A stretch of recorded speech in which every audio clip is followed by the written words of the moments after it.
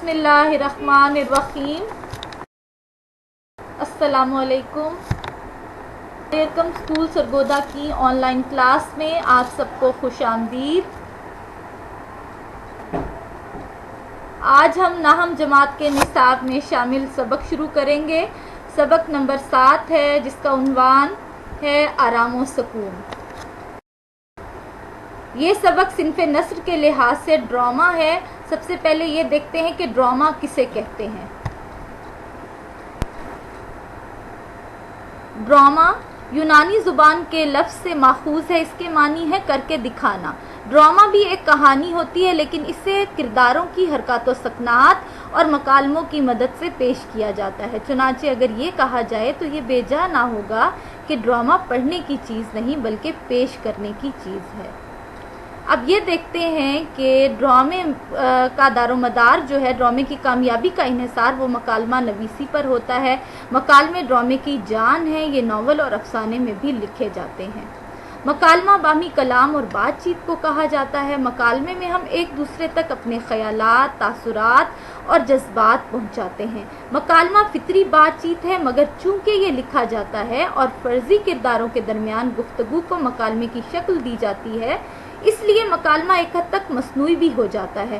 تاہم اچھا مکالمہ وہ ہے جس میں کردار اپنی ذہنی سطح، اپنے طبقاتی احساس اور اپنے علم و مرتبے کے مطابق گفتگو کرتے دکھائے جائیں۔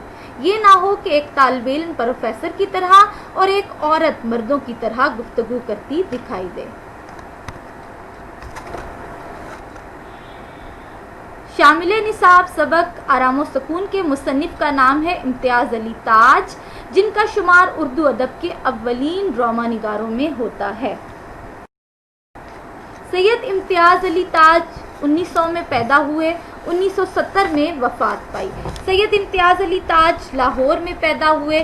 ان کے والد مولوی ممتاز علی کو شمس العلماء کا خطاب ملا۔ شمس العلماء سے مراد ہے علماء کا سورج۔ امتیاز علی تاج نے سینٹرل ماڈل اسکول لاہور اور گورنمنٹ کالج لاہور سے تعلیم حاصل کی۔ اپنے زمانے طالب علمی میں منفرد انگریزی ڈراموں کے تراجم کر کے اسٹیج پر پیش کیے۔ 1932 میں مشہور زمانہ اپنے زمانے کا معروف ڈرامہ انارکلی لکھا۔ ان کے مزاحیہ اسکیچ کا مطلب ہے خاکے، چچا چھکن کے نام سے شائع ہوئے چھپے اور بہت مقبول ہوئے۔ رسالہ تہذیب نسواں اور پھول کے مدیر رہے، ایڈیٹر رہے۔ ریڈیو پروگرام پاکستان ہمارا ہے شروع کیا اور ریڈیو کے لیے درجنوں ڈرامے اور فیچر لکھے، کالم لکھے۔ بہت سی فلمی کہانیاں بھی ان کی تحریر کردہ ہیں، ان کی لکھی ہوئی ہیں۔ وہ مجلس ترقی ادب لاہور کے سیکرٹری بھی رہے۔ اپریل 1970 میں ان کو نامعلوم شخص نے قتل کر دیا۔ مجلس ترقی ادب جو ہے یہ اردو زبان و ادب کی ترقی کا ادارہ ہے۔ اب ہم دیکھتے ہیں امتیاز علی تاج کا اسلوب نگارش۔ سید امتیاز علی تاج کے ڈراموں میں تمام لسانی زباندانی کی خوبیاں موجود ہیں۔ ان کی تحریر سادہ اور بے تکلف ہے، بغیر بناوٹ کے۔ وہ الفاظ کا استعمال بڑے سلیقے سے کرتے ہیں اور معمولی سادہ الفاظ کو اتنی خوش اسلوبی، اتنے اچھے طریقے سے استعمال کرتے ہیں کہ وہ قاری، پڑھنے والے کے ذہن پر گہرا اثر مرتب کرتے ہیں۔ ان کے ڈراموں کی زبان سلیس، سادہ اور رواں ہے۔ امتیاز علی تاج کرداروں کی تخلیق میں بڑی فنی مہارت، فنی پختگی کا ثبوت دیتے ہیں۔ وہ اپنے کرداروں کو نفسیاتی تجزیے، ذہنی محرکات اور اعمال کی پرکھ کے ساتھ آگے بڑھاتے ہیں۔ وہ محض کٹ پتلی نہیں ہوتے، یعنی امتیاز علی تاج کے ڈراموں کے کردار بے جان نہیں ہوتے بلکہ جاندار، زندہ اور متحرک حرکت کرتے ہوئے نظر آتے ہیں۔ امتیاز علی تاج کے ڈراموں میں چستی، برجستگی اور بے ساختگی کا مطلب روانی ہے۔ کسی ڈرامے کی کامیابی کا دار و مدار، انحصار اس کے مکالموں، باہمی گفتگو پر ہوتا ہے۔ یہی وجہ ہے کہ انہوں نے مکالمہ نگاری کی طرف خصوصی توجہ دی ہے۔ ان کے ہاں جذبات نگاری کی ایسی حسین مثالیں ملتی ہیں جو اردو کے ڈرامائی ادب میں بہت کم دستیاب ہیں۔ ان کا ایک معروف ڈرامہ آرام و سکون اس کی واضح مثال ہے۔ ان کے مزاح میں کہیں بھی تکلف، بناوٹ نظر نہیں آتی، بس انہوں نے معمول روزمرہ کے واقعات اور کرداروں کی سیدھے سادے مکالموں سے مزاح پیدا کیا ہے۔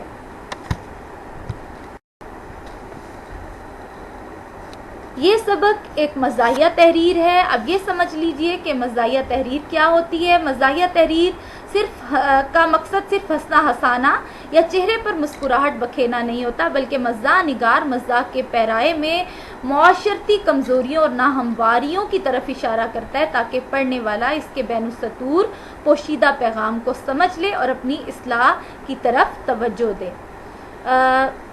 اس ڈرامے کا پیغام کیا ہے؟ اس ڈرامے کے ذریعے مصنف نے بیمار کی تیمارداری کے طریقے اور سلیقے سے آگاہ کیا ہے اور یہ بتانے کی کوشش کی ہے کہ مریض کے لیے دوا سے زیادہ قیمتی چیز آرام و سکون ہے. اگر اس کے ارد گرد بے جا شور ہوگا تو مریض کی طبیعت سنبھلنے کی بجائے بگڑ جائے گی. اس ڈرامے کے مرکزی کردار میاں اشفاق، بیگم اشفاق، ضمنی کردار ملازم للو، سکا، ڈاکٹر، بچہ اور فقیر ہیں. اب ہم سبق کا متن شروع کرتے ہیں. آپ سب اپنے ہاتھ میں پینسل پکڑیں اور کتاب کا صفحہ نمبر 47 آپ کے سامنے ہونا چاہیے. ڈاکٹر: جی نہیں بیگم صاحبہ، تردد کی کوئی بات نہیں، میں نے بہت اچھی طرح معائنہ کر لیا ہے، صرف تکان کی وجہ سے حرارت ہو گئی ہے. ان دنوں آپ کے شوہر غالباً کام بہت زیادہ کرتے ہیں. ڈاکٹر صاحب ان دنوں کیا، ان کا ہمیشہ سے یہی حال ہے. صبح 10 بجے دفتر جا کر شام 7 بجے سے پہلے کبھی واپس نہیں آتے. جبھی تو میرے خیال میں انہیں دوا سے زیادہ آرام و سکون کی ضرورت ہے. کاروبار کی پریشانیاں اور الجھنیں بھلا کر ایک بھی روز آرام و سکون سے گزرا تو طبیعت انشاءاللہ بحال ہو جائے گی. 20 مرتبہ کہہ چکی ہوں کہ اتنا کام نہ کیا کرو، نصیب دشمنا، صحت سے ہاتھ دھو بیٹھو گے، مگر خاک اثر نہیں ہوتا. ہمیشہ یہی کہہ دیتے ہیں کہ کیا کیا جائے. ان دنوں کام بے طرح زوروں پر ہے. ہر روز تھوڑا تھوڑا وقت آرام و سکون کے لیے نہ نکالا جائے تو پھر بیمار پڑ کر بہت زیادہ وقت نکالنے کی ضرورت پڑ جاتی ہے. یہ بات آپ نے انہیں بھی سمجھائی؟ میں نے کہا سن رہے ہو ڈاکٹر صاحب کیا کہہ رہے ہیں؟ جی ہاں، میں نے سمجھا کر اچھی طرح تاکید کر دی ہے کہ دن بھر خاموش لیٹے رہیے. تو تاکید کیا میں نہیں کرتی، مگر ان پر کسی کے کہنے کا کچھ اثر بھی ہو؟ جی نہیں، ابھی انہوں نے مجھ سے وعدہ کیا ہے کہ پورے طور سے میری ہدایات پر عمل کریں گے. اور دوا کس کس وقت دینی ہے؟ اب مشکل الفاظ کے معنی اور اس کی مختصر سی وضاحت دیکھتے ہیں. تردد کا مطلب ہے پریشانی، معائنہ، چیک اپ کرنا، غور سے دیکھنا، تکان، تھکاوٹ، حرارت، بخار، غالباً، شاید، جب ہی تو، اسی لیے تو، الجھنیں، الجھن کی جمع، پریشانیاں، انشاءاللہ اگر اللہ نے چاہا بحال ہو جائے گی، بہتر ہو جائے گی. 20 مرتبہ، کئی بار، نصیب دشمنا، دشمن کو نصیب ہو، ہاتھ دھو بیٹھو گے. محاورہ ہے گوا دینا، خاک اثر نہ ہونا، بالکل اثر نہ ہونا. اس کے بعد تاکید، نصیحت، پورے طور سے، پورے طریقے سے. اب اس کی مختصر سی وضاحت دیکھیں گے ہم. میاں اشفاق صاحب کاروباری آدمی تھے. وہ صبح سے لے کر شام تک اپنے دفتر میں کام میں مصروف رہتے تھے. کام کی زیادتی اور کاروبار کی پریشانیوں کے باعث وہ بیمار ہو گئے. بیگم صاحبہ بہت پریشان ہوئی. انہوں نے ڈاکٹر صاحب کو میاں اشفاق صاحب کا معائنہ کرنے کے لیے گھر پر بلایا. ڈاکٹر صاحب نے انہیں پوری توجہ اور غور سے دیکھا اور بیگم صاحبہ کو تسلی دیتے ہوئے کہا کہ پریشانی کی کوئی بات نہیں، آپ خواہ مخواہ پریشان نہ ہو، میں نے اچھی طرح معائنہ کر لیا ہے، بس تھکاوٹ ہے جس کی وجہ سے معمولی سا بخار ہے.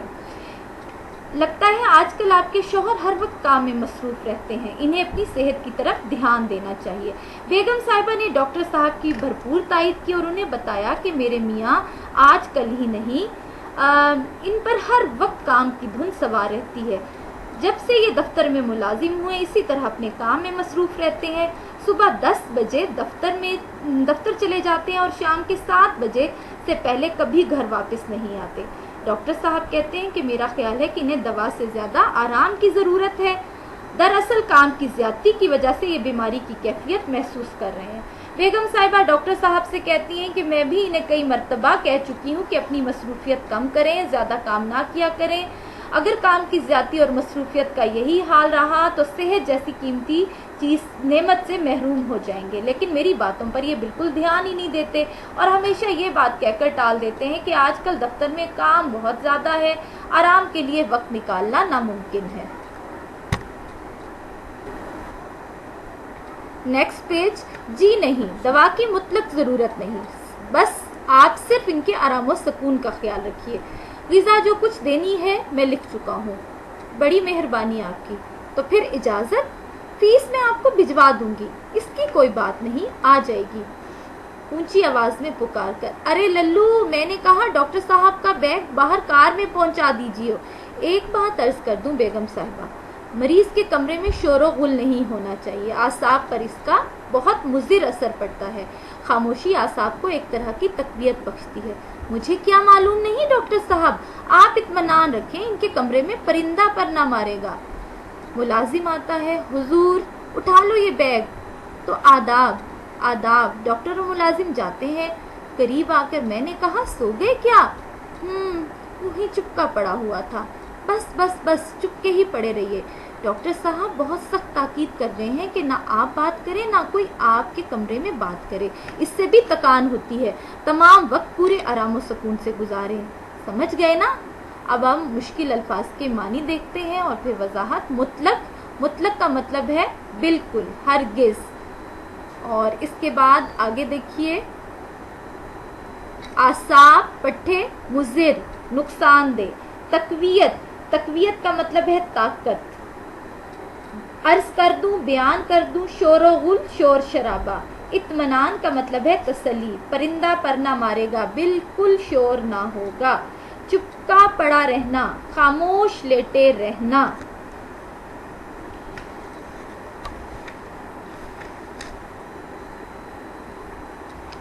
ڈاکٹر صاحب میاں اشفاق کو آرام کرنے کی ہدایت کرتے ہیں اور کہتے ہیں کہ انہیں دوا سے زیادہ آرام کی ضرورت ہے, اس لیے انہیں ہر روز آرام و سکون کے لیے وقت نکالنا چاہیے.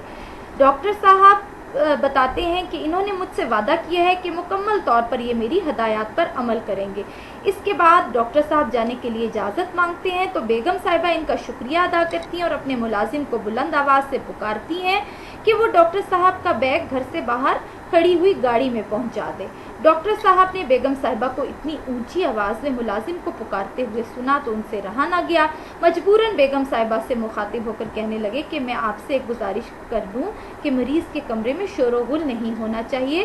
چونکہ میاں صاحب اعصاب کے مریض ہیں, اس لیے شور و غل کا ان کے پٹھوں پر برا اثر پڑے گا, جبکہ خاموشی سے انسان کے پٹھوں پر اچھے اثرات مرتب ہوتے ہیں. اس کے بعد بیگم صاحبہ میاں اشفاق کے پاس آتی ہیں, ان کا حال چال پوچھتی ہیں اور انہیں کہتی ہیں بس آپ خاموش ہی لیٹے رہیے, کیونکہ بات کرنے سے بھی تکان ہوتی ہے. نہ آپ کسی سے بات کریں اور نہ کوئی آپ سے بات کرے. پورا وقت آرام و سکون سے گزاریں گے تو آپ کی طبیعت انشاءاللہ بہتر ہو جائے گی.